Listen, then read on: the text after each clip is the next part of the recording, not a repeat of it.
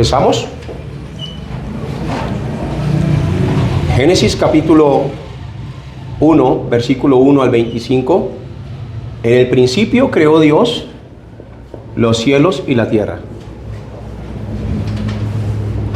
Génesis capítulo 1, capítulo 2, versículo 7. Dios creó al hombre.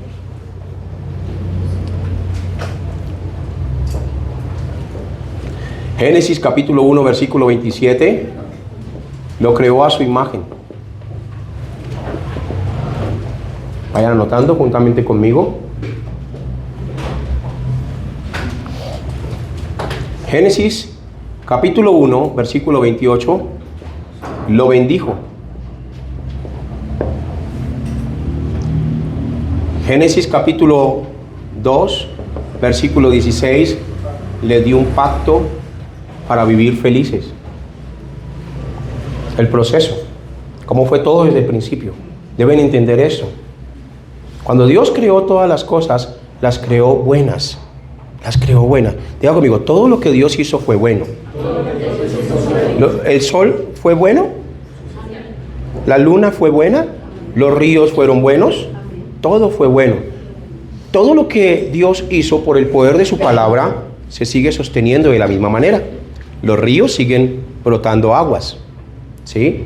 Se están secando no porque los ríos tengan pecado, sino porque la raza humana los destruye. El sol sigue ahí. Si la gente pudiera llegar al sol, que ya estaría el sol mordisqueado, estaría, ¿cierto? Ya estaría el sol con un mordisco, le hubieran quitado hasta algo. Pero gracias a Dios que no pueden llegar allá porque se queman.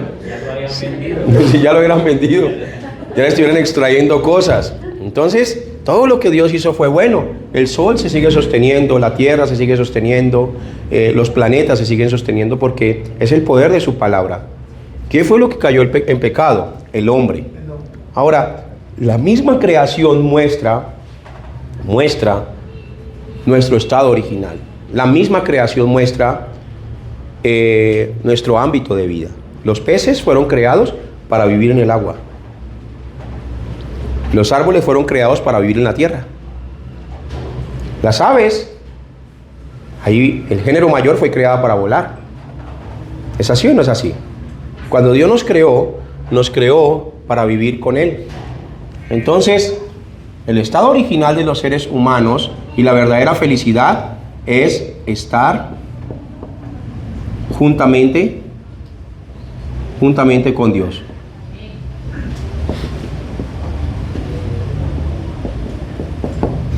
Solamente Dios puede llenar todas las cosas de los seres humanos. ¿Estamos aquí todos? Un pez fuera del agua se empieza a morir. Un árbol fuera de la tierra empieza a secarse. Un ave sin alas no sirve para nada. Y el hombre separado de Dios está muerto. Efesios capítulo 2, versículo 1 al 3. Es un delincuente y es un pecador. ¿Qué dice? Leámoslo todos juntos. Y Él os dio vida a vosotros cuando estabais muertos en vuestros delitos y pecados, en los cuales anduvisteis en otro tiempo siguiendo la corriente de este mundo, conforme al príncipe de la potestad del aire, el espíritu que ahora opera en los hijos de desobediencia, entre los cuales también todos nosotros vivimos en otro tiempo en los deseos de nuestra carne, haciendo la voluntad de la carne y de los pensamientos, y éramos por naturaleza hijos de ira, lo mismo que los demás. Entonces, el deseo de Dios es que el hombre sea feliz en todas las áreas. Por eso en el principio nos muestra el estado original. De esta manera fue que yo los creé. Este es mi deseo hacia ustedes. Así quiero que sean con sus familias. Así quiero que sean en sus congregaciones. Así quiero que sean en todas las áreas. Área económica, ministerial, en todo. Quiero que sean felices conmigo. Conmigo. La felicidad del hombre no depende de los árboles del huerto del Edén.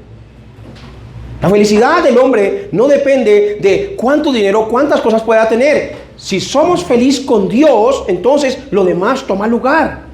¿Estamos aquí todos? Lo demás toma lugar. Pero ¿qué sucedió?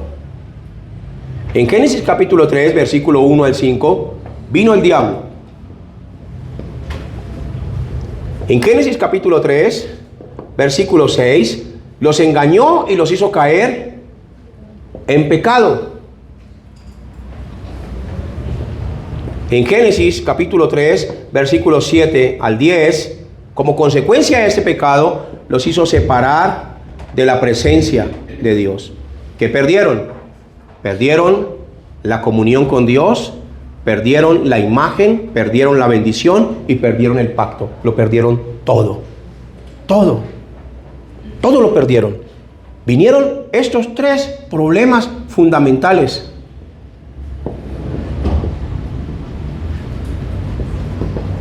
Que son los que están sobre toda la raza humana. Voy a hacer un ejercicio aquí.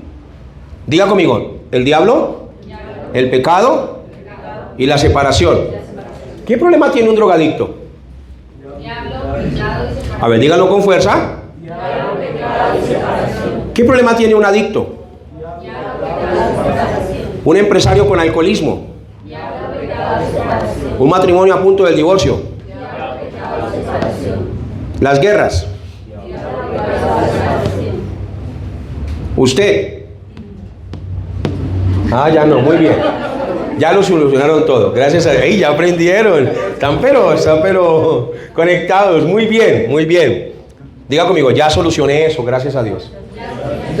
Cristo lo hizo. Entonces, cuando vino el diablo, el pecado y la separación, vino esos tres problemas fundamentales, también vino la solución. Había un plan perfecto. Había un plan perfecto. Dios sabía que Adán y Eva iban a pecar. Por eso a esto llamamos la obra maestra. Diga conmigo, la obra maestra de Dios. Hay personas que luchan contra el plan de Dios. Simplemente vamos en el río de su voluntad. Esa es la soberanía de Dios. ¿Qué tenía preparado Dios? Génesis capítulo 3, versículo 15. Tenía preparada la simiente santa. ¿Qué es esto? Jesús el Cristo. El único que puede solucionar todos los problemas de los seres humanos. Y pondré enemistad entre ti y la mujer, y entre tu simiente y la simiente suya. Esta te herirá en la cabeza y tú le herirás en el calcañar. Pongan allí la mujer, María. Y pongan allí la simiente de María, Jesús. Porque tenía que nacer de la Virgen. Por eso Isaías capítulo 7, versículo 14, los profetas lo anunciaron. Dijeron que él vendría de una mujer, de una virgen, leámoslo. Por tanto, el Señor mismo os dará señal. He aquí que la virgen concebirá y dará a luz un hijo y llamará su nombre Emmanuel, que traducido es Dios con nosotros. Dios mismo tenía que solucionar este problema. No había nadie más que lo pudiera solucionar. ¿Y cómo Dios iba a solucionar este problema? Génesis capítulo 3, versículo 21. Solamente Él podía ofrecer el sacrificio. Leámoslo. Y Jehová Dios hizo al hombre y a su mujer túnicas de pieles y los vistió. Para que hubieran túnicas de pieles, tuvo que haber un sacrificio, tuvo que haber un derramamiento de sangre. ¿Estamos aquí todos? Tuvo que haber un sufrimiento, tuvo que haber alguien que muriera para poder vestirlos a ellos. Pero ¿quién lo hizo? ¿Ellos lo hicieron? No, Dios mismo. Dios mismo ofreció ese sacrificio. Por eso Juan capítulo 3, versículo 16, allí está la respuesta. Dios mismo ofreció el sacrificio. Dice así, Juan 3, 16, porque de tal manera amó Dios al mundo, a Adán y a Eva, que ha dado a su Hijo unigénito para que todo aquel que en Él crea no se pierda, mas tenga vida eterna. Entonces Dios desde el principio mostró la solución. Y en Mateo capítulo 1, en Juan capítulo 1, versículo 1, mostró quién era el que vendría. Leámoslo por favor. En el principio era el verbo, y el verbo era con Dios, y el verbo era Dios.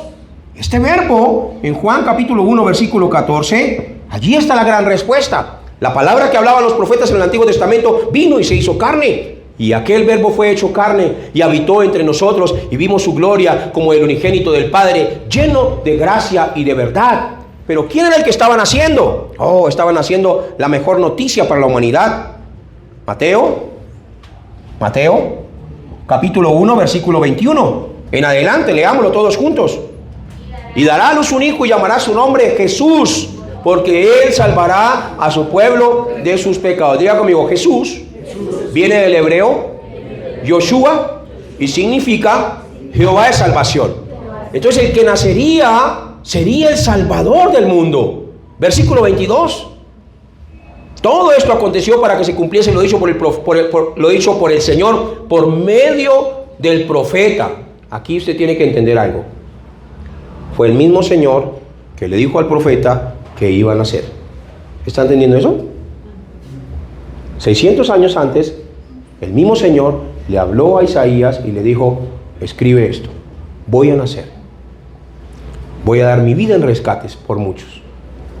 Voy a pagar el precio del pecado. Por eso Isaías escribía todo lo que el Señor le hablaba.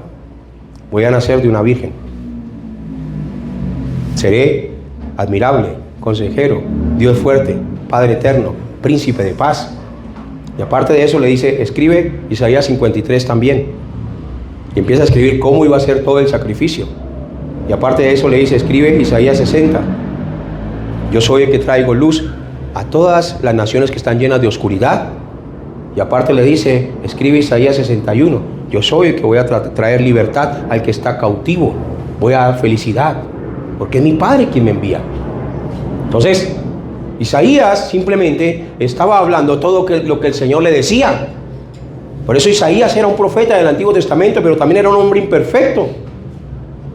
Pero el que le estaba hablando, la palabra de Dios viviente, el verbo se hizo carne y vino él mismo. Diga conmigo, Jesús mismo. Jesús mismo. Es la palabra de Dios. Es la palabra de Dios. Por eso la palabra de Dios no se trata de algo como que yo cojo y yo, mejor dicho, voy a predicar de esto y voy a predicar de esto y esto me parece bonito y creo que con este tema sí. No. La palabra de Dios es Dios mismo. Es Dios mismo. Es la palabra caminando entre los discípulos, mostrándose a los discípulos. Por eso, si ustedes quieren realmente seguir la palabra, no es buscando su propia dirección, es buscando la misma dirección con Cristo.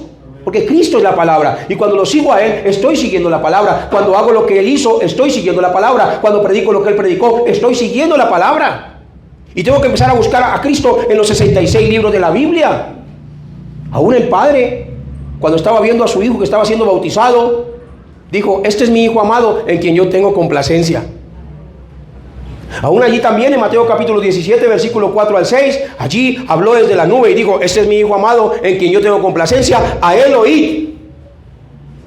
Porque Él es la palabra. Y dijo, escúchenlo a Él. Por eso en Juan 14, 7, 8 dice, yo y mi Padre, el que me ha visto a mí, ha visto al Padre. Él es la palabra del Padre. Él es la voluntad del Padre. El plan absoluto del Padre. ¿Cuántos conocen a Dios? Si no conocen al Hijo, no conocen al Padre. La única manera de conocer el deseo de Dios y la voluntad del Padre y el amor de Dios es a través del Hijo. La única manera de entender todo el proceso del Antiguo Testamento es a través del Hijo. Si no conocemos a Cristo, vamos a predicar de Moisés, de Elías, de Jeremías y vamos a estar tirando mantos y de todo por todas partes y no predicamos a Cristo.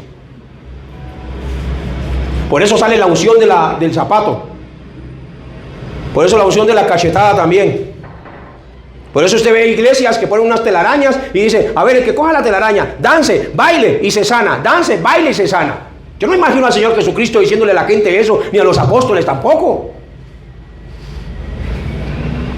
Si no conocemos el proceso, tampoco vamos a saber por qué realmente y para qué vino el Señor Jesucristo. Los profetas predicaron de Cristo. Los sacerdotes predicaron de Cristo. Los reyes predicaron de Cristo. Por eso en el proceso, todo esto estaba tomando lugar. ¿Qué dice Lucas capítulo 24, versículo 44? Todos los reyes, profetas y sacerdotes estaban hablando del Señor Jesucristo. Leámoslo, por favor.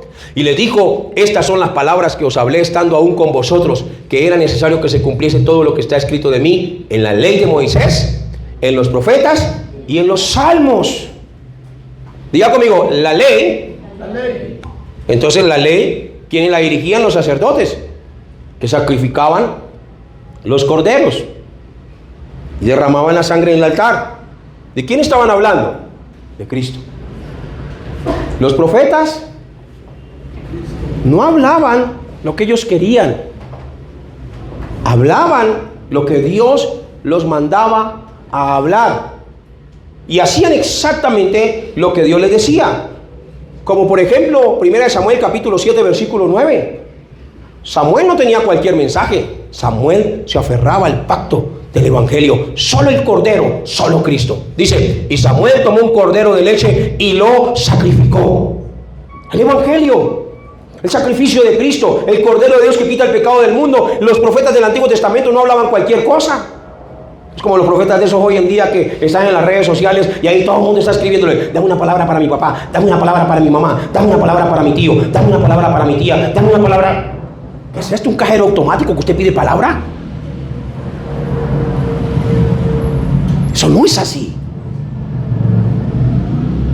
Los verdaderos profetas hablan el evangelio y guían a las personas hacia el cordero y le muestran a las personas que la única solución es el cordero sacrificado. Por eso Samuel tomó un cordero de leche y lo sacrificó entero en holocausto a Jehová, y clamó Samuel a Jehová por Israel y Jehová le oyó. Mira lo que sigue ahí. Dice, y aconteció que mientras Samuel sacrificaba el holocausto, los filisteos llegaron para pelear con los hijos de Israel, mas Jehová tronó aquel día con gran estruendo sobre los filisteos y los atemorizó, y fueron vencidos delante de Israel. Por gracia sois salvos. Lo hizo fue el cordero. Ni siquiera ellos hicieron nada. Tronó aquel día. No hicieron absolutamente nada. ¿Estamos aquí todos? Dígale que está al lado suyo: los profetas hablaron de Cristo. Dígale que está al lado suyo: los sacerdotes hablaron de Cristo. Y los reyes hablaron de Cristo. Entonces nosotros no tenemos que estar hablando ni de Moisés, ni de Elías, ni de Jeremías. Y si hablamos de ellos es para mostrar que ellos se aferraban al pacto de Cristo. Porque la condición de la iglesia, que está separada del Señor, cuando no conoce el proceso, entonces entran en el engaño de Mateo capítulo 16 versículo 13. No saben. Así están, no saben. Viniendo Jesús a la región de Cesarea de Filipo, preguntó a sus discípulos diciendo: ¿quiénes dicen los hombres que es el Hijo del Hombre? Pues aquí viene la gran pregunta. Multitudes que seguían a Jesús, lo seguían, y hace un alto y el Señor les dice: a ver, ustedes los discípulos, los que están aquí, vayan allá, métanse entre las filas y pregunten a los hombres: ¿quiénes dicen que soy yo? A ver qué van a descubrir. Regresaron y ellos dijeron: unos que eres Juan el Bautista, otros dicen que eres Elías, otros dicen que eres Jeremías, y otros dicen que eres alguno de los profetas. No lo conocían. Estaba con ellos, les daba de comer, les hacía los milagros, los sanaba, los liberaba, pero no lo conocían. No lo conocían. Esa es la condición de la iglesia. El 95% de la iglesia a nivel mundial, esa es la condición. Siguen a Jesús, pero en su corazón tienen es a Elías.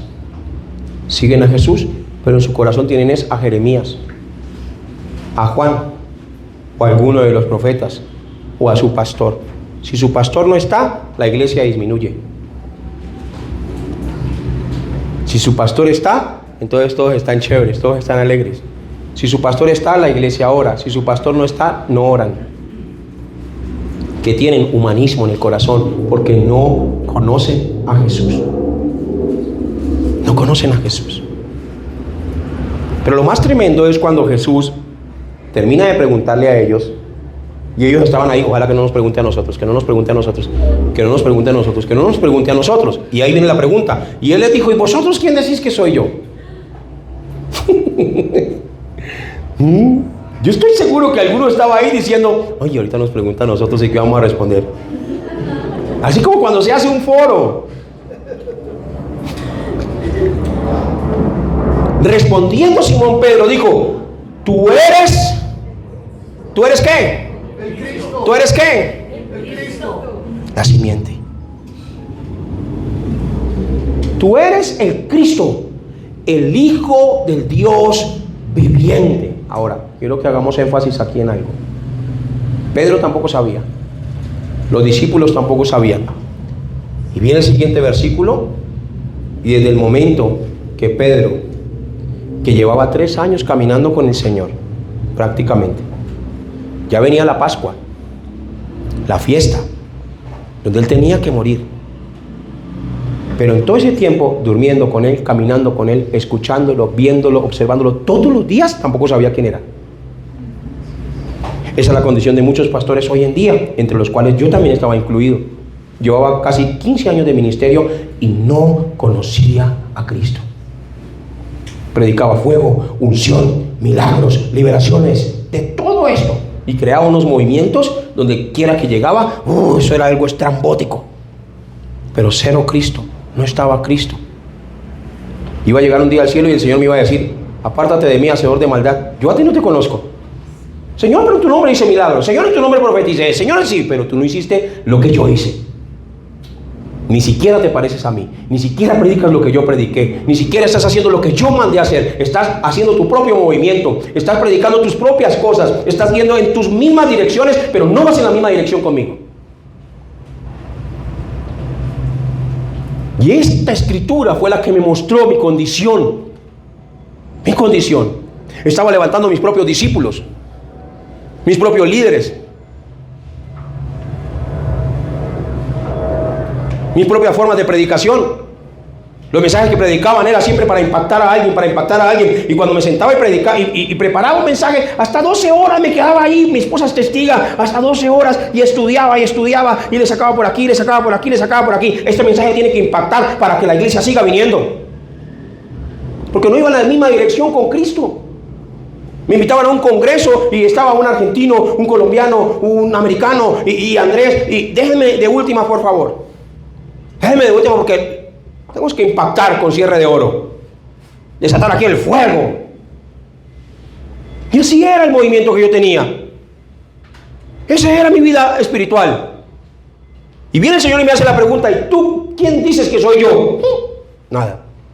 Habiendo leído la Biblia 32 veces, con tantos seminarios y tantos seminarios, con teología, con escatología, y cero Cristo. Ni me parecía a Él, ni hablaba como Él, ni predicaba lo que Él predicó, ni iba en su misma dirección. Tenía el problema de Génesis capítulo 3, Génesis capítulo 6 y Génesis capítulo 11. Esos grandes problemas los tenía. Estaba siendo arrastrado por el mundo espiritual de Génesis capítulo 13, de Génesis capítulo 16 y de Génesis capítulo 19. Estaba moviéndome hasta en un espíritu de brujería.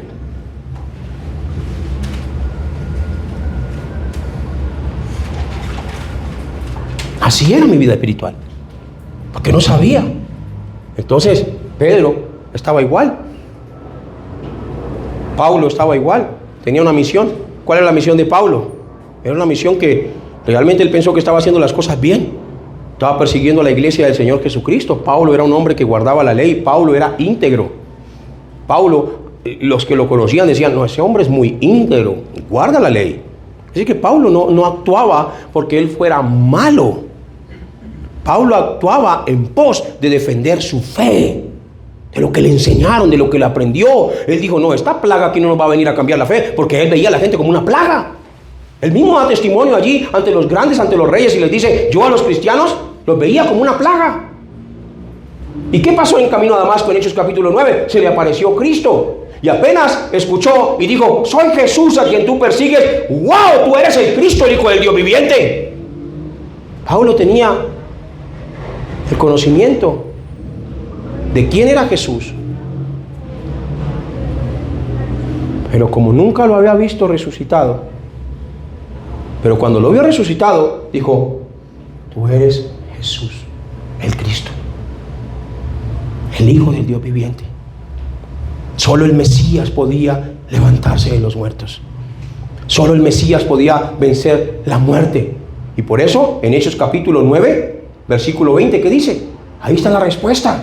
Inmediatamente que descubre que Jesús es el Cristo, ahí está la respuesta. Enseguida predicaba a Cristo en la sinagoga diciendo que este era el Hijo de Dios. ¿Y qué dice el versículo 22?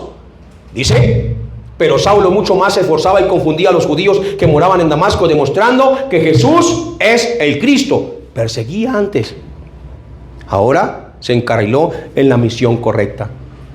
¿Estamos aquí todos? Entonces debo conocer bien. De ese momento, en Mateo capítulo 16, versículo 16, Pedro descubre y dice: tú eres el Cristo, el Hijo del Dios viviente. Jesús le dice, entonces le respondió Jesús: bienaventurado eres, hijo de Jonás, porque no te lo reveló carne ni sangre, sino mi Padre que está en los cielos. Mira a la persona que está a su lado y dígale: la única manera que usted conozca quién es Jesús es porque el Padre se lo permite. ¿Estamos aquí? ¿Y cuándo el Padre lo permite? ¿Cuándo el Padre lo permite? Cuando usted se empieza a direccionar solamente con Jesús, que es la palabra de Dios, andando. ¿Estamos aquí todos? La única manera de que usted entienda quién es Jesús y que su corazón en algún momento haga cataplum, ¡oh, lo entendí! Porque así hace, así sucede. ¿Es así o no? Así sucede. Como que uno está, ¡oh! Y ahora, ¡wow! ¡Wow! Ahorita, yo inclusive en el mensaje pasado, estaba recibiendo tanta gracia que quería hasta llorar. Quería hasta llorar. Ahí quería llorar. Por eso dije: vamos, pastores, hagamos foro nosotros también. Hagamos foro, disfrutemos este foro. Quería llorar. Mi corazón estaba ardiendo por lo que el Espíritu Santo estaba guiando y direccionando. Descubrir que Jesús es el Cristo es la respuesta más maravillosa para la vida de un ministro de Dios, de un pastor, de una oveja. Es entender que Él lo hizo todo. Es entenderlo. Levanten la mano los que tienen algún problema en este momento. Levanten la mano, rápido, rápido. ¿Algún problema por ahí? Muy bien. Ese es entender eso, que ya no tengo problemas. Que ya lo hizo todo. Que estoy dentro de su plan perfecto. Entonces, en ese momento que Jesús le dice, entonces respondió Jesús: bienaventurado eres. Atención aquí. ¿Qué le dice? Bienaventurado eres. Entonces, recupera la bendición. ¿Qué recupera? La bendición. Descubrir que Jesús es el Cristo, cuando el Padre lo revela, es lo más hermoso. Es empezar a recuperar nuestro estado espiritual. Y cuando estoy hablando de descubrir que Jesús es el Cristo, estoy diciendo que Él es el único que me puede salvar, que Él es el único que puede hacer la obra en mí. Entonces recuperó la bendición y le dijo: tú eres, Jesús, bienaventurado eres, hijo de Simón, hijo de Jonás, porque no te lo reveló carne ni sangre, sino mi Padre que está en los cielos. Y yo también te digo. Uy, esa palabra a mí me impacta. Cuando una persona descubre que Jesús es el Cristo, entonces desde ese momento Jesús le empieza a hablar de una manera muy diferente. Y yo también te digo. Empieza a entregar todo se lo empieza a entregar y le dice: sobre esta roca edificaré mi iglesia. Le estaba diciendo: vas a ser un discípulo que nadie te puede mover, que nadie ni nada te puede mover. Y le dice: sobre esta roca edificaré mi iglesia y las puertas del Hades no prevalecerán con ella. Autoridad y poder.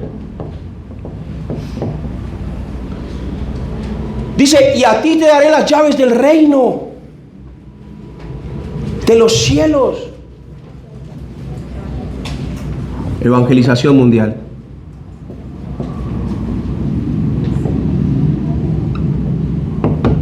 Las llaves del reino. Esa es la evangelización.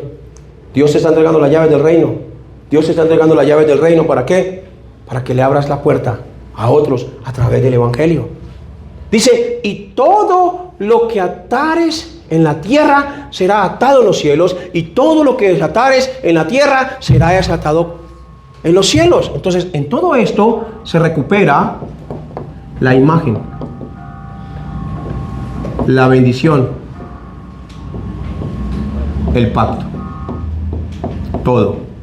¿Estamos aquí? El hombre original.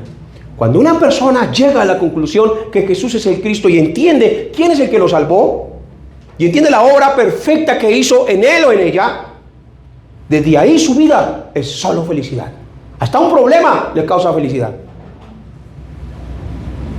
¿Estamos aquí todos? Hasta un problema. Hermanos, les estoy hablando realmente. Por ejemplo, Pablo, Filipenses capítulo 4, versículo 1 en adelante. ¿Qué dice? Así que, hermanos míos, amados y deseados, gozo y corona mía, estad así firmes en el Señor, amados. Ese es el estado original. Firmes en el Señor, amados. Ruego a Evodia y a Sintique que sean de un mismo sentir en el Señor. Asimismo te ruego también a ti, compañero fiel, que ayudes a estas que combatieron juntamente conmigo en el Evangelio, con Clemente también y los demás, colaboradores míos, cuyos nombres están en el libro de la vida. Regocijaos en el Señor. Ahí está. ¿Dónde estaba? Estaba preso. Pero estaba feliz. Diga conmigo, preso pero feliz. Dígale al que está al lado suyo, usted está libre, ¿está feliz? O dígale, o necesita estar preso para aprender a ser feliz. ¿Estamos aquí?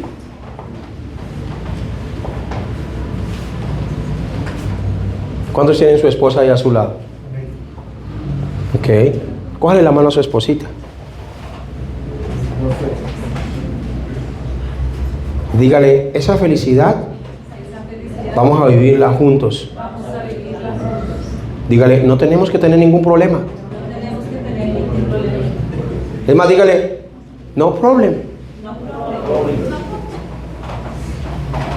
Dígale, nosotros no tenemos problemas. Dígale, si usted pelea es porque usted quiere. ¿Estamos aquí? ¿Es así o no es así? Si pelean porque quieren, pero no hay ningún problema. Por eso Dios permitió que se reunieran y por eso Dios permitió que se casaran. No para que vivieran en problemas y en peleas, no. Para que estén juntos.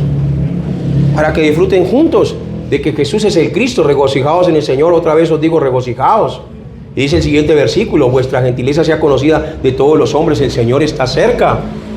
Por nada estéis afanosos, sino sean conocidas vuestras peticiones delante de Dios en toda oración y ruego con acción de gracias. Y la paz de Dios, que sobrepasa todo entendimiento, guardará vuestros corazones y vuestros pensamientos en Cristo. ¿En qué? En Cristo Jesús. En Cristo Jesús. Entonces, mis hermanos, Pedro empieza a recuperar todas estas cosas tan maravillosas y empieza a recuperar su estado original y empieza a recuperar todo lo que se había perdido en el principio solamente por descubrir que Jesús es el Cristo. Hace unos años atrás, nosotros sufríamos mucho por la economía. Ministerialmente, mucho por la economía, ¿sí? Y decíamos, no, ¿y cómo vamos a comprar lote para la iglesia? ¿Y cómo vamos a construir la iglesia? ¿Y cómo vamos a comprar casa? ¿Y cómo vamos a comprar una cantidad de cosas? Y ese era nuestro pensamiento. Nuestro pensamiento estaba encerrado en Mateo capítulo 6, lo que buscan los gentiles. Casas, material, comida. Entonces, esas eran nuestras predicaciones. Pero cuando nos encontramos juntamente con Cristo y descubrimos que Jesús es el Cristo, nuestra vida entera empezó a cambiar. Y ya no prediqué más, sino solamente a Cristo. Y muchas personas en diferentes lugares me empezaron a decir, pero es que usted no tiene otro mensaje.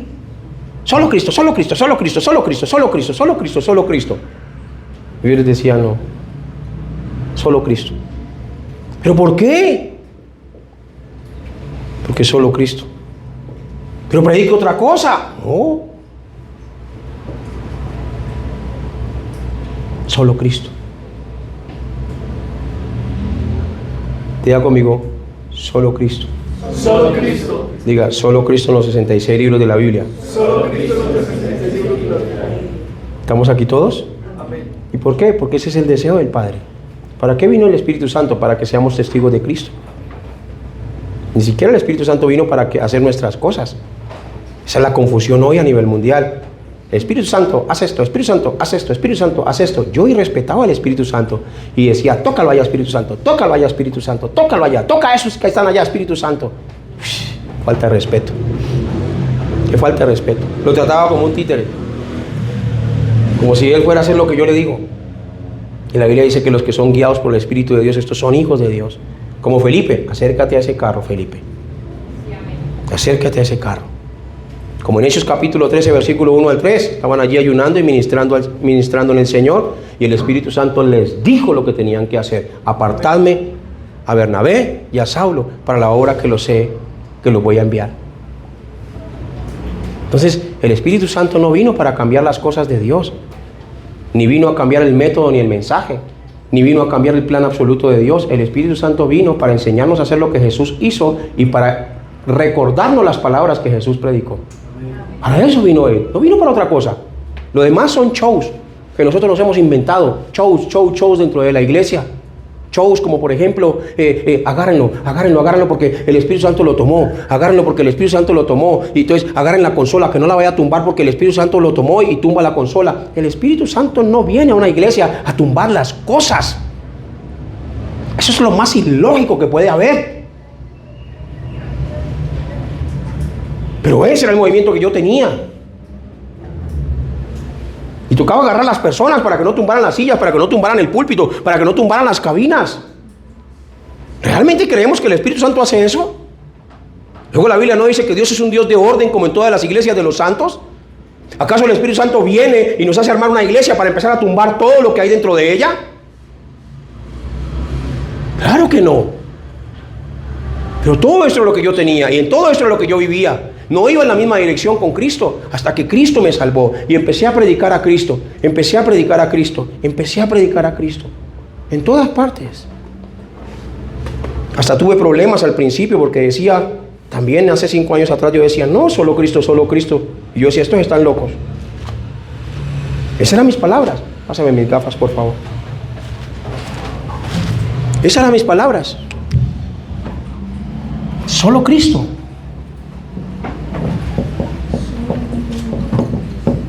Diga conmigo, lo mismo. Vamos a Filipenses, capítulo 3, versículo 1. Diga lo mismo. El verdadero discípulo predica lo mismo que Jesús enseñó. El perro muerde el cuerpo.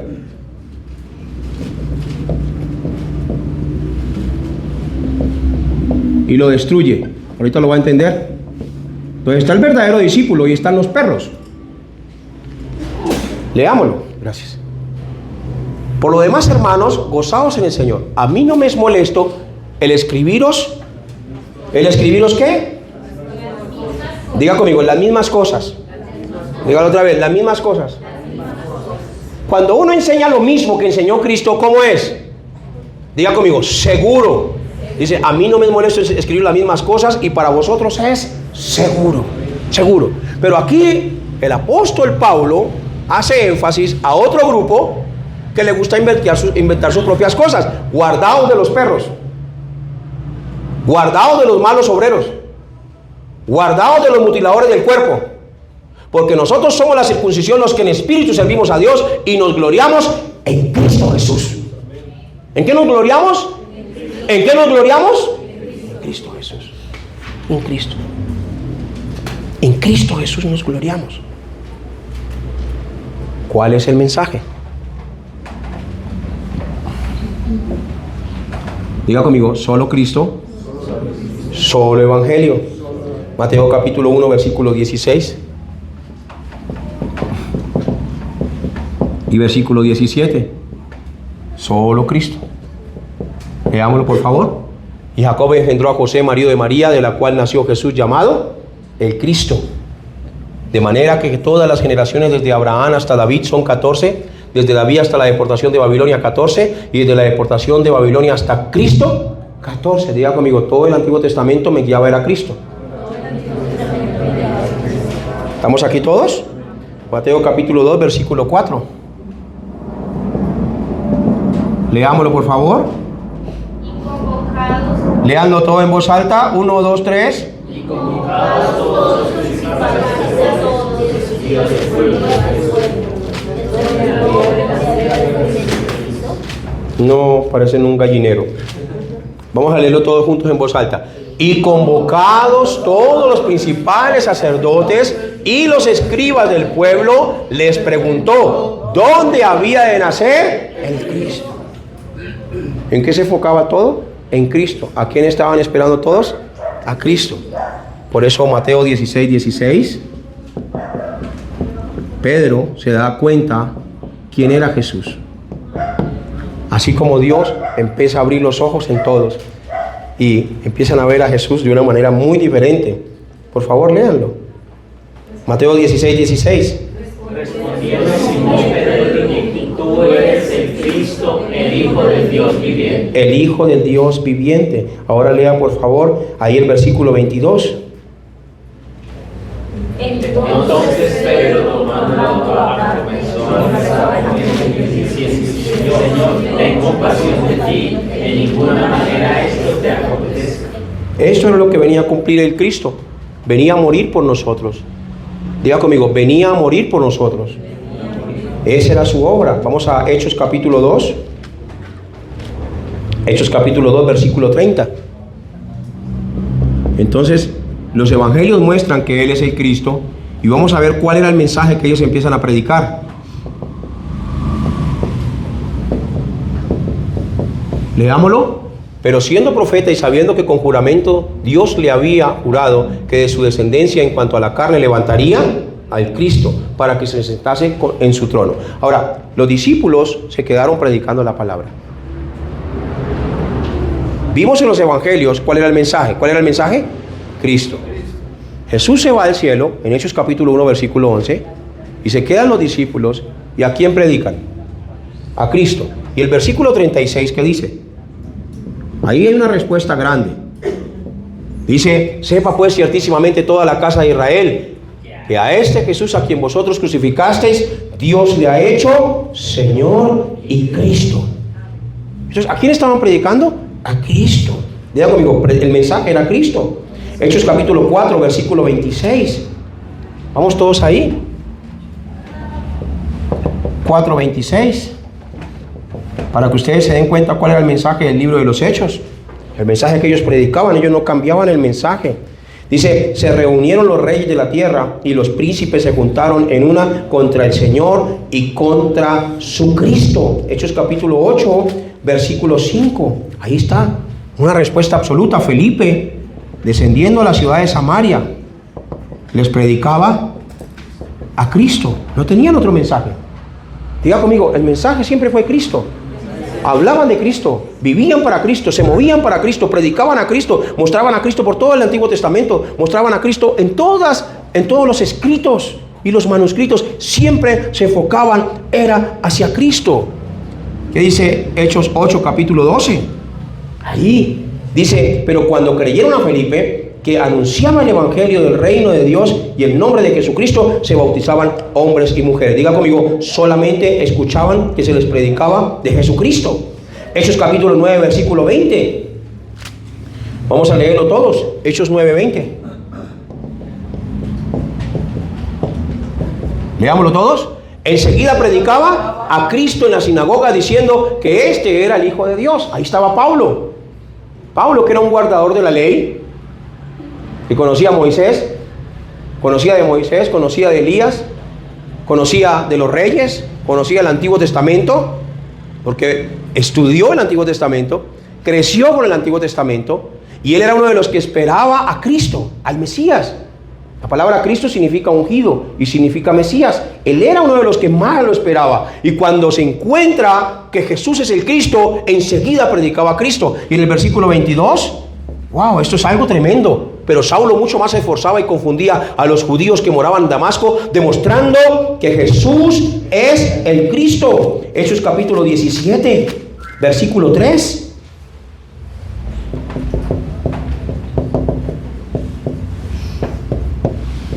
Miren, dice, declarando y exponiendo por medio, ¿qué estoy haciendo yo en este momento? Por medio de la Escritura.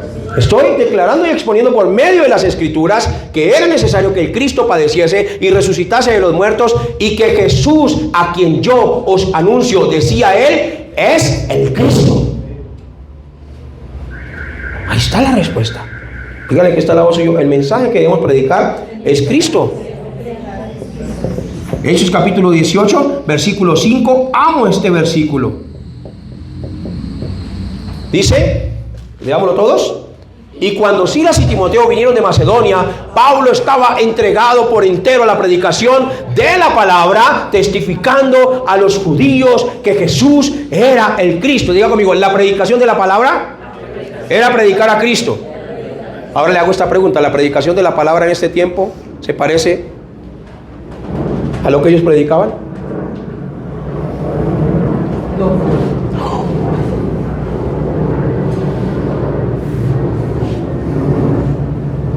Siempre predicaban a Cristo, enseñaban a Cristo. En el Antiguo Testamento, en el templo, en el altar, ¿qué era lo que ofrecían en el altar siempre? El cordero, el sacrificio, Cristo. Ellos nunca cambiaban. Siempre era de generación en generación Cristo, Cristo, Cristo. ¿Queremos una iglesia vestida de la imagen de Cristo? Hay que predicar a Cristo. ¿Queremos que la iglesia realmente tenga esta fuerza y el poder de Cristo? Hay que predicar a Cristo. Hay que predicar a Cristo. Porque si no, entonces estamos levantando discípulos nuestros. Estamos haciendo nuestros propios movimientos. ¿Y qué dice Hechos capítulo 18, versículo 28? Mire, con gran vehemencia, Pablo no cambiaba el mensaje. Por eso les digo que para Pablo era seguro predicar siempre lo mismo. Porque con gran vehemencia refutaba públicamente a los judíos, demostrando por las Escrituras que Jesús es el Cristo. ¿Estamos aquí todos? Imagínense, ahí está la respuesta. Diga conmigo, demostraba por las Escrituras que Jesús es el Cristo. Entonces, ¿para qué son las Escrituras? Las Escrituras, Juan capítulo 20, Juan 20:30 en adelante.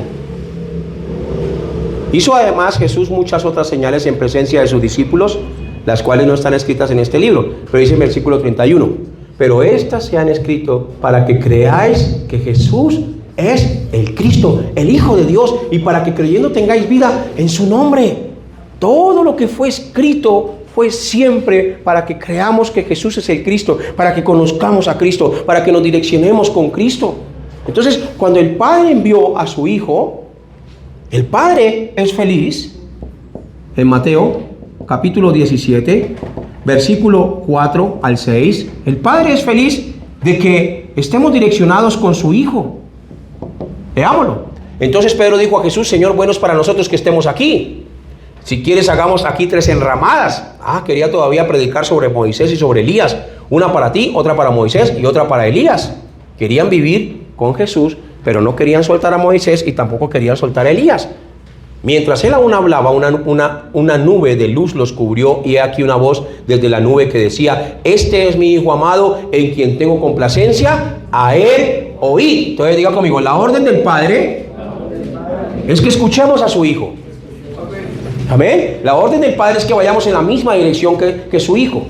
Estos discípulos realmente no adoraban a Jesús de la manera que debían adorarlo. No lo adoraban de la manera que debían adorarlo. Por eso el Padre mismo tuvo que intervenir. Y dice: escuchen a mi Hijo. Escuchen a mi Hijo. Moisés habló de mi Hijo. Elías habló de mi Hijo. Escuchen a mi Hijo. ¿Y qué sucedió? Dice así: al oír esto, los discípulos se postraron sobre sus rostros y tuvieron gran temor. Empezaron a conocer más a Jesucristo. Cristo se revelaba cada día más a ellos, a tal punto Entonces Jesús se acercó y los tocó y les dijo: levantaos y no temáis. Y alzando ellos los ojos, a nadie vieron sino a Jesús solo. Dígale que está al lado suyo: Jesús solo. No tengan miedo a esa palabra. El Padre quiere que nos direccionemos con Jesús. ¿Quién desapareció? Elías. ¿Quién desapareció? Moisés. ¿Y quién les quedó a los discípulos? Solo Jesucristo. ¿Sí se dan cuenta? Entonces usted tiene que quitar Elías, tiene que quitar Moisés, tiene que quitar todo lo que usted piense que le va a ayudar para salvarlo, que le va a ayudar para tratar de generar algún tipo de santidad mejor o algún tipo de poder mejor. No, en Cristo está encerrado todas las cosas. Si tiene a Cristo, lo tiene todo. Si tiene a Cristo, tiene los dones del Espíritu Santo. Ni siquiera tiene que estar ahí como clamando: Señor, dame los dones, dame los dones, dame los dones, dame los dones. No, ya Cristo está en usted. Y si usted empieza a llevar el Evangelio, la gloria del Señor será vista sobre usted, y entonces los dones tomarán lugar. Si hay un enfermo, usted predica el Evangelio y el enfermo se sana. Porque aquellas personas que andan como tratando de buscar los dones y buscar los dones y buscar los dones, son personas que no hacen el Evangelio ni predican el Evangelio. Jesús predicaba el Evangelio y sanaba a los enfermos, predicaba el Evangelio y liberaba a los endemoniados. Si no tengo el Evangelio, me convierto en un mundo místico. Un mundo místico. Y empiezo a levantar misticismo insano. Escuchen aquí. El Evangelio tiene poder, claro que sí. En el Evangelio hay milagros, claro que sí. En el Evangelio hay sanidades, claro que sí. En el Evangelio hay liberación de demonios, claro que sí. Claro que lo hay. Claro que lo hay. Pero ni siquiera tengo que estar como ahí tratando de buscar los dones y los dones. A ver dónde encuentro los dones, a ver dónde encuentro los dones. Tengo que predicar el Evangelio y los dones tomarán lugar. Los dones tomarán lugar. El don de ciencia tomará lugar. El don de sabiduría tomará lugar. El don de fe tomará lugar. Todo tomará lugar sin ni siquiera tener que buscarlos. Porque el Espíritu Santo es el que está en mí. Él es el que me guía. Por causa de los dones y los dones y los dones, hay mucha gente que se está parando en los púlpitos y dice: yo tengo el don de esto, yo tengo el don de esto, yo tengo el don de esto. Y están encerrados y engañados por Satanás, allí publicando sus dones, publicando sus dones, publicando sus dones, y no publican que Jesús es el Cristo. Ni siquiera predican a Cristo, no se parecen a Cristo en nada. Nuestra predicación no es los dones. ¿Cuál es nuestra predicación? Cristo. ¿Acaso estos hombres no levantaban muertos? ¿No sanaban enfermos? ¿No expulsaban demonios? Claro que sí. Todo lo hacían, ¿por qué? Porque el Espíritu de Dios estaba en ellos. ¿Y qué les dio? Hechos capítulo 1, versículo 8. Les dio poder y autoridad. Les dio poder y autoridad, pero no para hablar de cosas que emocionen a la gente. Les dio poder y autoridad para que se convirtieran en testigos. Diga conmigo: testigos. Pero recibiréis poder cuando haya venido sobre vosotros el Espíritu Santo, y me seréis testigos en Jerusalén, en Judea, en Samaria y hasta lo último de la tierra. Diga conmigo: testigos de Cristo. Dígalo otra vez: testigos de Cristo. Testigo de Cristo. ¿Para qué recibieron poder? Para ser testigos de Cristo. Para ser testigos de Cristo.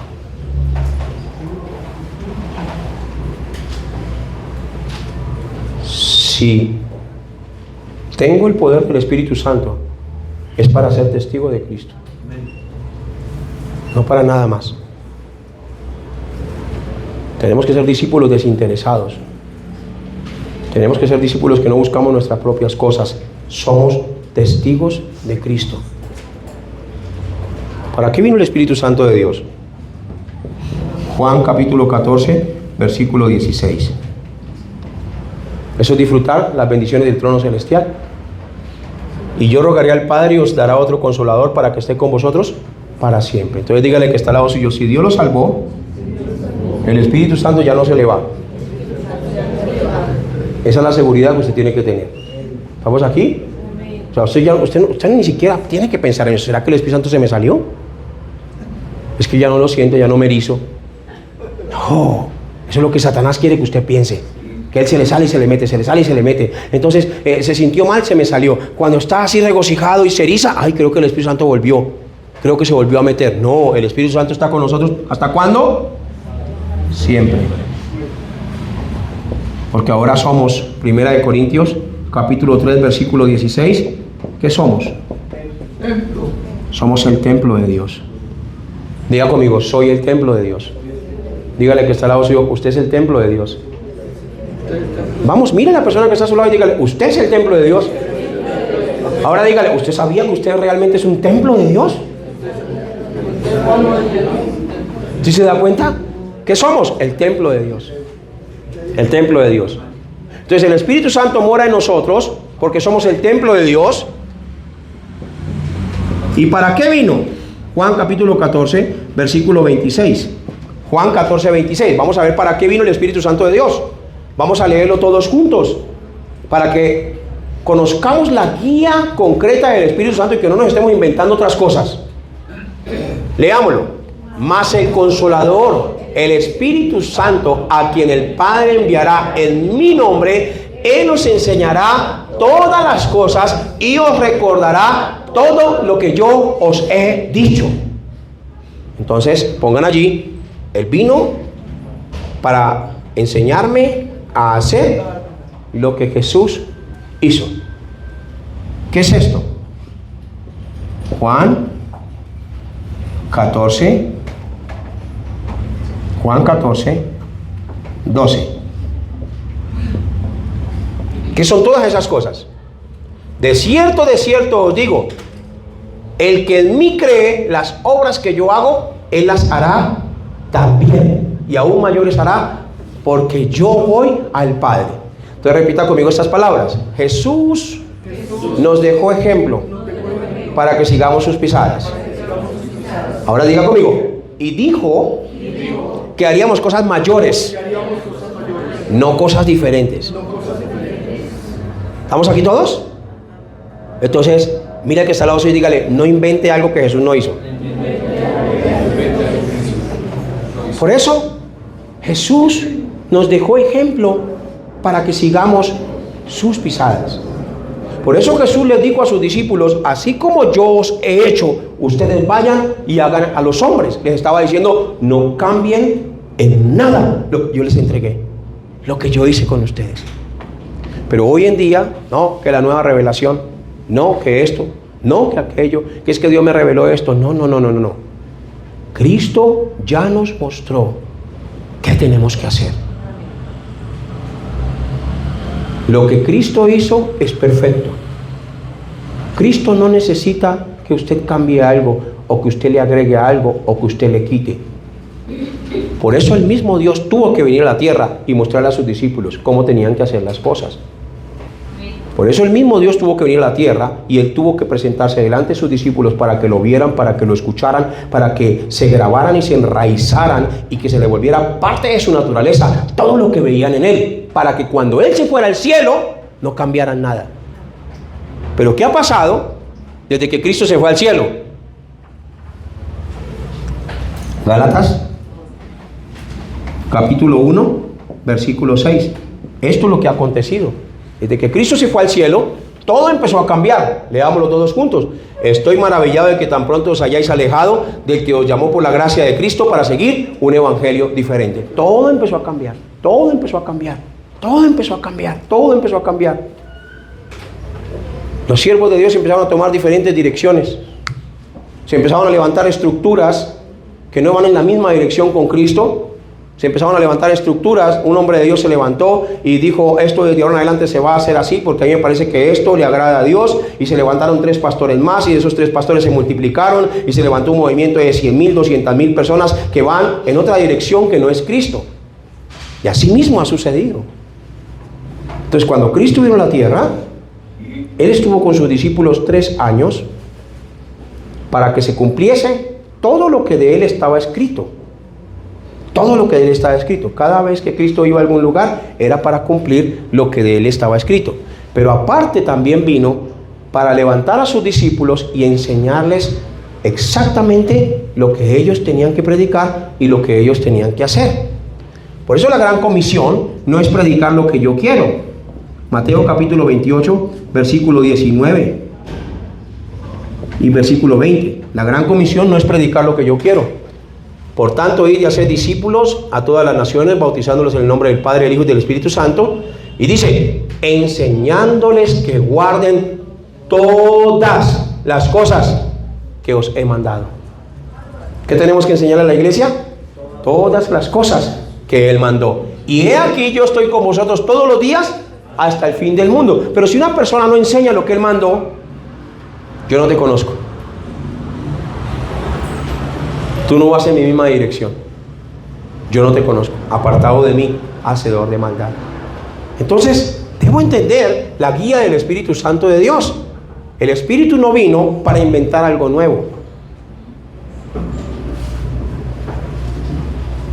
¿Se ha escuchado a esas personas que todo el tiempo dicen, el Espíritu Santo me dijo, el Espíritu Santo me habló, el Espíritu Santo esto? Y todo es el Espíritu Santo me dijo. Y eso no está mal. Claro que el Espíritu Santo nos habla. Claro que sí. Creemos en la guía del Espíritu Santo. Pero que va conforme a las palabras del Señor Jesucristo. Esa es la guía del Espíritu Santo. Porque mira, aquí, principio de sujeción. Jesús no vino a hacer lo que Él quería, sino que vino a hacer lo que el Padre lo mandó a hacer. Jesús no vino a hablar lo que Él quería, sino que vino a hablar lo que el Padre le dio para que hablara. Por eso Él dijo, yo no hablo por mi propia cuenta. Lo que el Padre me da, eso es lo que yo hablo. Y cuando vino el Espíritu Santo, Él no vino a cambiar nada. Vino a enseñarnos a hacer lo que Jesús hizo y a recordarnos lo que Jesús habló. Y Él mismo, el mismo Espíritu Santo, tampoco hacía lo que Él quería. Juan capítulo 16, versículo 13, ahí está la respuesta. Leámoslo todos juntos. Pero cuando venga el Espíritu de verdad, Él os guiará a toda la verdad, porque no hablará por su propia cuenta, sino que hablará todo lo que oyere y os hará saber las cosas que habrán de venir. Ni aún el Espíritu Santo habla lo que Él quiere. ¿Para qué vino el Espíritu Santo de Dios? Hechos 1:8. Hechos 1:8. Pero recibiréis poder cuando haya venido sobre vosotros. Ahí estaba el Señor Jesucristo, les estaba hablando. Van a recibir poder cuando haya venido sobre vosotros y me seréis testigos. Van a hablar de mí, van a predicar de mí, van a enseñar todo lo que les enseñé, todo lo que les mandé. Eso es lo que se van a dedicar a hacer el resto de sus vidas. No cambien nada. Así venga alguien y les diga, no, que es que me parece que esto es mejor. Así un mismo ángel del cielo se aparezca y les predica un evangelio diferente, sea anatema. No busquen agradar a los hombres, solamente busquen ir en la misma dirección conmigo. Por eso estuve 3 años con ustedes. Y esos 3 años que estuve con ustedes, tuvo que habérseles grabado y enraizado y volverse parte de la naturaleza de ustedes, mi vida en ustedes. Así que hagan solo lo que hice. ¿A qué vine? A salvar a la gente. Vayan y salven a la gente con el evangelio. Y enséñenles que guarden las cosas que yo les he mandado. Entonces, Él no solamente les mostró, sino que también les enseñó. En todo momento les enseñó, en todo momento les enseñaba. Cada movimiento que Jesús tenía con sus discípulos era un aprendizaje maravilloso y un aprendizaje hermoso. Como la mujer sirofenicia. Ay, yo pienso en esta escritura de la mujer sirofenicia cuando llega con el problema de su hija. Esto es algo tremendo. Porque su hija estaba enferma. Pero ella vio a Jesús. Vio a Jesús. Y ni siquiera lo había escuchado, pero ella descubrió que Él es el Cristo. Pudo entender el mensaje mejor que sus discípulos. ¿Y por qué digo esto? Porque cuando ella vino, sus discípulos le dijeron, no molestes al maestro. Y ella persistió. Y vino del Señor y el Señor como que le dio la espalda. Y ella persistió. Y después otra vez volvió al Señor, Señor, ayúdame que mi hija está enferma. Y el Señor le dice, no es justo que yo coja la comida de los hijos y se la eche a los perrillos. Ella, perrillos. Sí, Señor, pero aún los perrillos comen debajo de la mesa. Ella nada la detenía. Pero realmente ¿realmente la enseñanza era para la mujer sirofenicia o era para los discípulos? Para los discípulos. La enseñanza era para los discípulos. Sus discípulos estaban observando todo. Ellos estaban siempre al lado de Jesús y siempre estaban visualizando todo lo que Jesús hacía, todo lo que Jesús hablaba. Y ellos observaban al Señor cómo trataba la situación. Él les estaba enseñando en ese momento que así como esa mujer encontró todas las respuestas en Él, ellos también tenían que encontrar todas las respuestas solamente en Jesús. Y si uno encuentra las respuestas solamente en Cristo, puede venir a la iglesia y hasta alguien le puede hacer sentir mal, pero usted no se va. Si usted encuentra las respuestas en Cristo todas completas, hasta alguien dentro de la iglesia le puede traicionar y usted no se va. Hasta alguien le puede hacer sentir como un perro y usted tampoco se va. ¿Estamos aquí? Dígale que está al lado suyo: si usted encuentra todas las respuestas en Jesús, no va a haber nadie que lo pueda mover. ¿Qué es esto? Encontrar todas las respuestas en Jesús fue lo que Jesús habló, Mateo capítulo 7, versículo 24 y 25. Nada te puede mover, no hay nada. Nada que te pueda mover. ¿Qué dice? Leámoslo todos juntos. Cualquiera pues que me oye estas palabras y las hace, le compararé a un hombre prudente que edificó su casa sobre Cristo. Fundamento, Cristo. Y dice: descendió lluvia y vinieron ríos y soplaron vientos y golpearon contra aquella casa y no cayó porque estaba fundamentada sobre la roca. Sobre la roca. Pero hay personas que cualquier los tumba. Nada. Tenemos que ser discípulos fuertes. Dígale que está al lado suyo: usted no tiene que ser un discípulo quejambroso. Dígale que está al lado suyo: tiene que ser un discípulo fuerte, no débil. Amén. Que nada lo pueda mover. Su casa está fundamentada sobre la roca. Su familia tiene que estar fundamentada sobre la roca. Ya tiene que parar de hacer esas oraciones que realmente no van en la misma dirección con Cristo. Primera de Samuel capítulo 1 dice que Ana oraba. Ana oraba, pero Ana no disfrutaba ni siquiera el templo, ni disfrutaba su vida espiritual. Ella oraba con amargura, a tal punto que hasta se le fue el hambre. Ya no comía. Tenía amargura contra Penina. Y entonces decía: Señor, dame un hijo, dame un hijo, dame un hijo. Porque a Penina le das hijos. Estaba ahí una competencia en la oración. Sus oraciones eran envidiosas. Y hay mucha gente que va al templo con los mismos problemas y con los mismos problemas. ¿Ustedes pueden creer que Ana iba una vez al año al templo a orar? ¿Y iba a orar mal? Y la oración era: a Penina le das hijos y a mí no me das hijos. Y entonces quería que le diera un hijo para humillar también a Penina, para defenderse. Esa no es la oración. Pero cuando Ana entendió la oración, dijo: Nazareo, si me das un hijo, te lo consagro para ti, para que te sirva. Se metió en la corriente del evangelio. Se levantó Samuel, empezó a escuchar a Dios desde pequeño. ¿Por qué? Porque ya las personas que estaban dentro del templo ya no escuchaban a Dios, ni iban en la misma dirección con Dios. Habían soltado el sacrificio, habían perdido el cordero, habían perdido el evangelio. Y en el capítulo 7 se levanta el gran avivamiento de Mizpa a través del cordero. El pueblo estaba en medio de una situación de muerte. Las personas estaban muriendo. La quiebra económica estaba por todas partes ruina, oscuridad. Pero allí estaba Samuel con el cordero. Sacrificó el cordero, derramó su sangre y Dios nos libertó. Así tiene que ser nuestra oración. Nuestra oración tiene que ser conforme a la corriente del evangelio. Primera de Juan capítulo 5 versículo 14. Así tiene que ser la oración de mi vida. No es cualquier oración. Deja de estar pidiendo ay, Señor, dame un carro, Señor, dame una casa, Señor, dame una beca, Señor, esto, Señor, aquello. Para con eso. Empieza a buscar primeramente el reino de Dios. Y esta es la confianza que tenemos en Él, que si pedimos alguna cosa conforme a su voluntad, Él nos oye. Él nos oye. Usted busca el reino, empieza a moverse en la evangelización mundial, empieza a hacer todo lo que Jesús lo mandó a hacer. Viene el carro, viene la casa, viene todas las cosas. Él sabe de qué cosas tenéis necesidad. Pero no debemos levantar una iglesia emocional hacia lo material.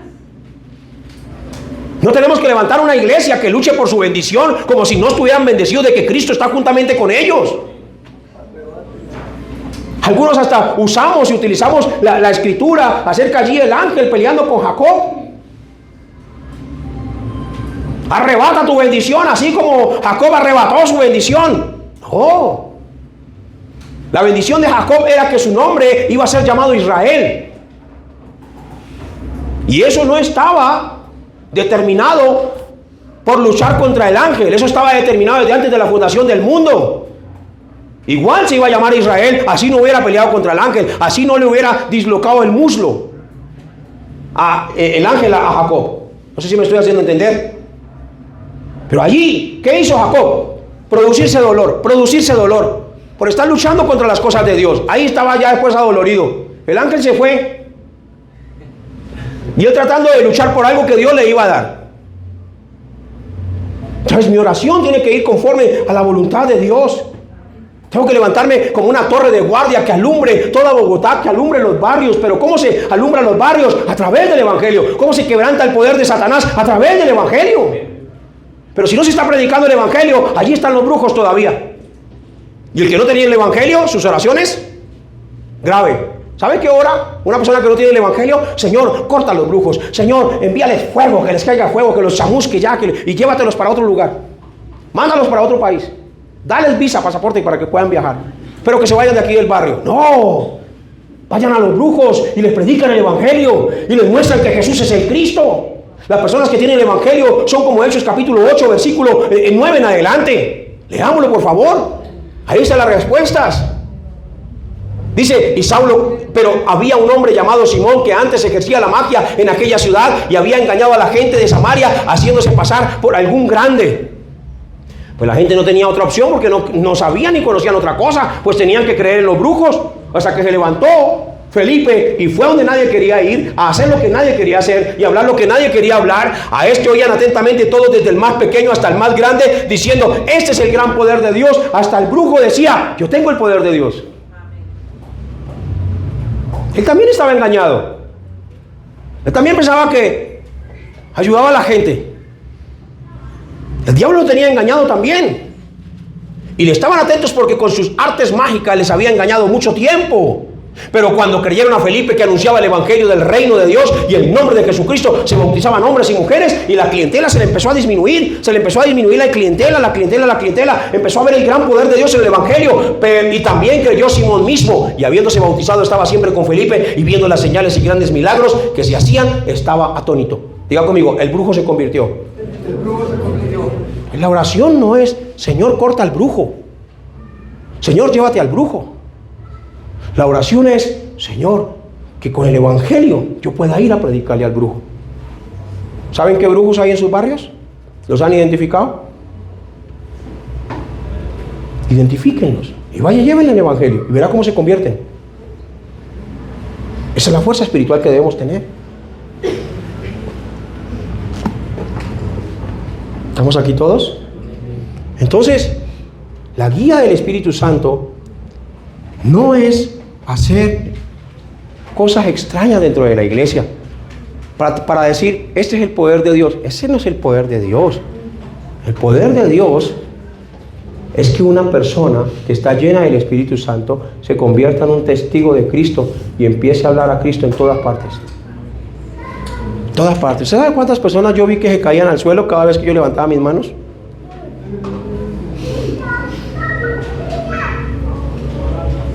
Y dentro de la iglesia, cada vez que yo empezaba a ministrar, entonces ya sabía quién se caía de primeras.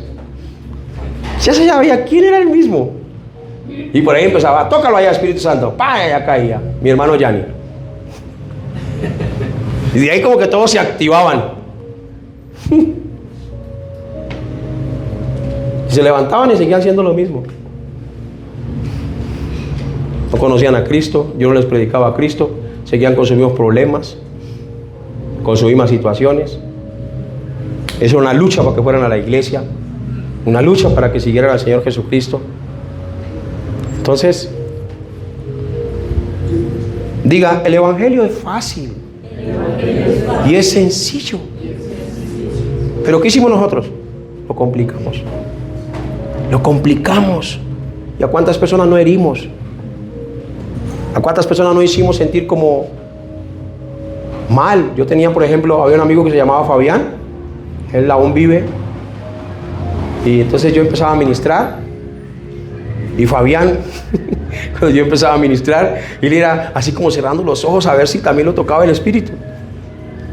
Y todo era un movimiento así de lo que pasaba en el templo. Pero nadie hacía lo que Jesús mandó a hacer.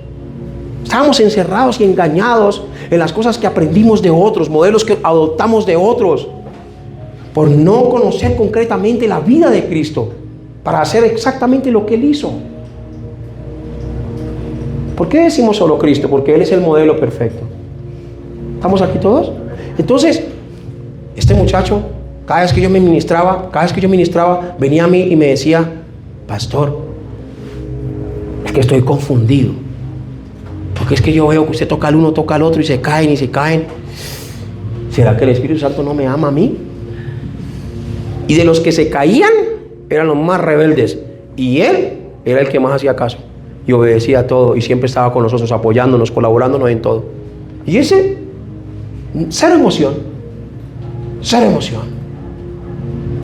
Oye, ¿qué nos pasó? Cuando vamos al Antiguo Testamento, nadie se cayó. Ni vemos a los profetas, tócalo, y una cantidad de cosas. Nada. Cuando vino el Señor Jesucristo, nada de eso. Cuando el Señor Jesús se fue al cielo, venía el Espíritu Santo y empezaban a hablar en otras lenguas. Pero eran llenos y empezaban a predicar a Cristo por todas partes.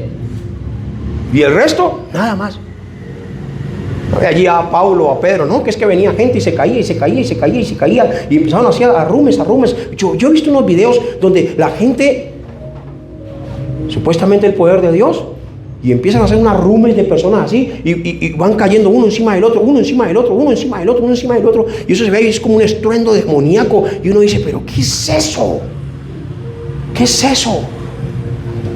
Esa mujer que fue muerta allá en África, porque un super predicador dijo: ahora van a conocer el poder de Dios. Le puso una cabina encima, una cabina como 5 más veces que esta, más grande, de esas cabinas antiguas. Estaba enferma la mujer, y le puso la cabina encima y se le sentó encima, y cuando le quitaron la cabina la mató.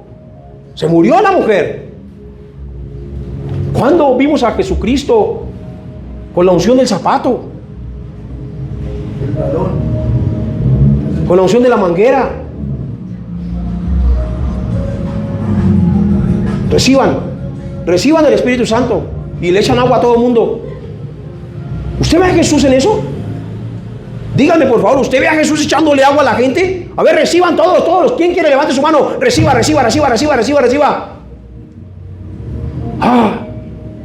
Por eso la mejor manera de saber si voy en la dirección correcta o no voy en la dirección correcta es mirar a Cristo, conocer a Cristo, guiarme por Cristo. Y si yo empiezo a guiarme por Cristo y a direccionarme solamente con Jesucristo, empiezo a arrancar todo lo que no es de Cristo. Y no me importa lo que la gente diga, no busco agradar a los hombres sino a Dios.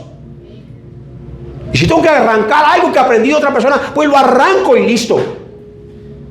Y hasta ahí llegó, y no más, y me voy a parecer a Cristo, quiero ser como Cristo. Ese es el entrenamiento de discípulos. El entrenamiento de discípulos es Jeremías capítulo 1 versículo 10: arrancar, destruir, derribar, arruinar, plantar y volver a edificar. Los discípulos del Señor venían acostumbrados a la ley y los profetas, y querían edificar un templo para Moisés, un templo para Elías y un templo para Jesucristo. Querían tener 3 templos. Y el mismo Padre dijo: no, este es mi Hijo amado en quien yo tengo complacencia, a Él oíd.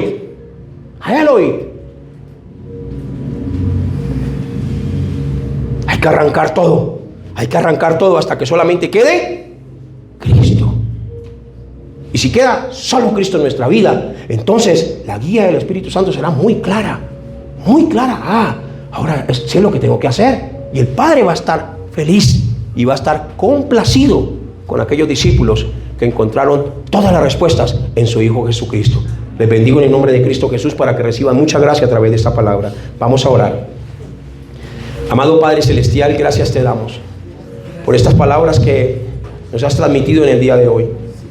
Gracias porque nos hemos llenado más y más, y creemos, Padre Santo, Señor, que hay cosas que a veces se sienten como clavos hincados.